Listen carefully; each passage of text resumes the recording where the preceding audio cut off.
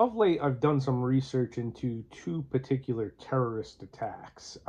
One being the Mumbai, India attack that happened in 2008, and the other being the attack on Paris, which I believe was 2015. Um, those two events, I believe, are the best example of what we are likely going to see.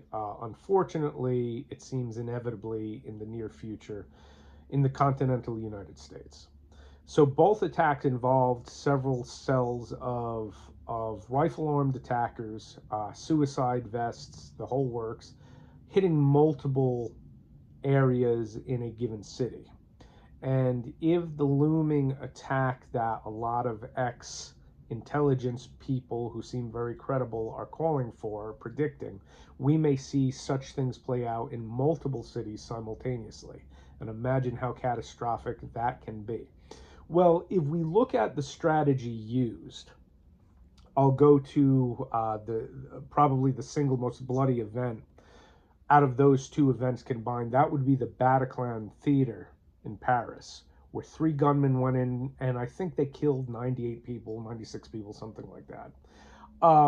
There was a mass exodus out of the building as people scrambled to get out the exits. Now, how should this influence your thought process as the concealed carrier in the continental United States?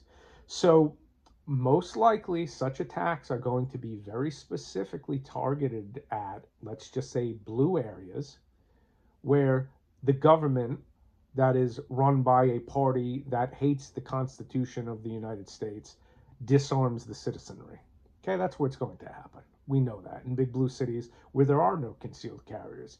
But should it happen in a place where you are armed as you live your life, obviously being armed with just your concealed carry handgun does not give you what you need to go up against a cell of rifle armed killers. However, it does give you a tool that can be used very efficiently to neutralize that killer who gets in your way when you move for the exit. And we've seen that happen a lot. There's been many circumstances now in the continental United States where either concealed carriers or law enforcement officials armed with only handguns have absolutely prevailed against rifle armed attackers.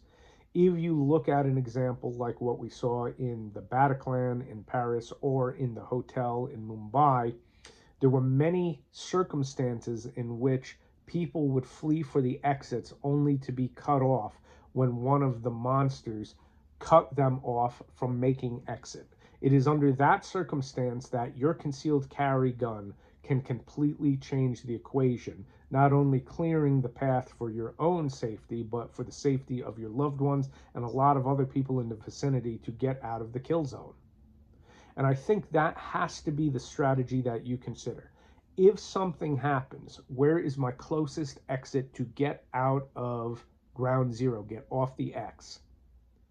And it's not that you're going to turn around and go into the fray and try to neutralize multiple rifle armed terrorists with only your handgun, with, possibly hundreds of people running around in the middle of that.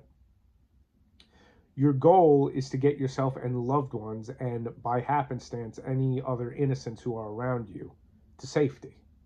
And burning down the monster who appears between you and that exit is absolutely feasible with your handgun. Okay, that's the thing to consider. Everywhere you are, when you're in crowded places, be mindful. Where are the closest exits? What would be the plan? How would you exfil yourself and your loved ones if something like that kicks off? And having a handgun concealed on your person stacks the deck immensely in your favor of being able to actually get out of that situation.